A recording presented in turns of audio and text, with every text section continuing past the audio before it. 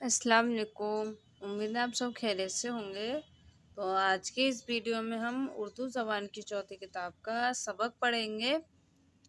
61 का 6वां पाठ। और आज हम इसमें सीखेंगे सिंचाई। सिंचाई किसे कहते हैं और कैसे करते हैं। तो आज की इस वीडियो में हम सिंचाई सीखेंगे, तो वीडियो को आप पूरा ज़रूर देखिए। वीडियो पसंद आए तो लाइक कीजिए। हमारे चैनल पर पहली बार है तो प्लीज़ हमारे चैनल को सब्सक्राइब कर लीजिए और ज़्यादा से ज़्यादा इस वीडियो को अपने दोस्तों के साथ शेयर कर दीजिए। और आपने अभी तक हमारी पिछली वीडियो नहीं देखी है तो उनका लिंक मैं नीचे डिस्क्रिप्शन बॉक्स में दे दूँगी, वहाँ से आप चेक कर सकते हैं। और इसी चैनल पर हम नूरानी कायदा की भी वीडियो अपलोड करते हैं, अगर आपने वो भी नहीं देखी तो उनका भी लिंक मैं नीचे डिस्क्रिप्शन बॉक्स में दे दूँगी, वहाँ से आप नूरानी कायदा भी पढ़ सकते हैं। तो आइए अब इस वीडियो को हम शुरू करते हैं।